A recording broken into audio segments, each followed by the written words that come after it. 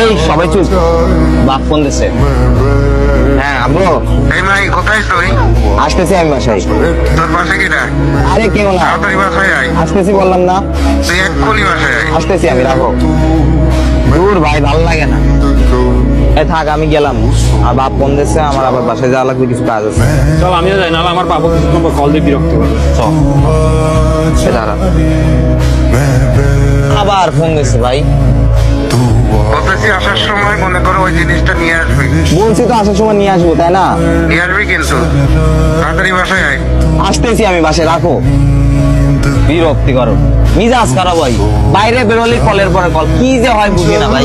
কিন্তু বন্ধুদের সাথে বেরোবো, তাও পারি না। আরে ভাই আর বলিস না, বাইরে বের হইলে বাপ সমাজের কি হয় বুঝি না, বারবার কল করে আর বিরক্ত করে। ভাই বাপরা খুব বিরক্তকর হয়, তাই না? আসলে ভাই প্রচুর বিরক্তিকর লাগে, মাথা মাথা মানে আওলায় যায়। মাহে নাই রে, নাই মানে কি? বিরক্ত করার মতো একটা মানুষ নাই রে। মানে আরে জানিস না, তো বাবা নাই।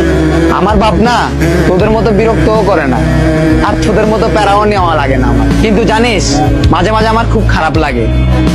তোদের মতো বিরক্ত করার একটা মানুষ আমার থাকতো, সেই মানুষটা দিন শেষে আমাকে বিরক্ত করতো।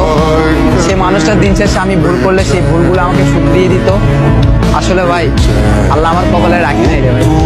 আসলে একটা জিনিস কি জানিস, আল্লাহ হয়তো সবাইকে সবকিছু দেয় না, আবার সবাই সবকিছু পাওয়ার পরে সেটা রাখতে পারে না। এই জন্য বাপ মা থাকতে কদর করতে হয়। আসলে না বুঝলে অনেক সময় খারাপ বিহেভটা করে। সবচেয়ে বেশি কষ্ট কখন লাগে জানিস? যখন ঈদে সবার বাবা সবার জড়াই ধরে, আমারে না ভাই কেউ জড়াই ধরে না। আর তখন দেখ মাহি, আজকে যদি এরা আমার বাবা থাকতো না, তাহলে আমি বুক খুলে চলতে পারতাম। আমিও তোদের মতো পড়ালেখা করে উচ্চ শিক্ষিত হইতে পারতাম। আসলে ভাই, আমার ছোটবেলা থেকে না বাবাটা ঠিকও নাই, খুব কষ্ট লাগে ভাই সবসময়। আমি বুক খুলে কোনো জায়গায় চলতে পারি না, কেউ আঘাত দিলে কিছু বলতে পারি না, কিছু খুলে বলতে পারি না। আসলে ভাই, বাবাটা না আসলে ভাই ছায়ার মতো।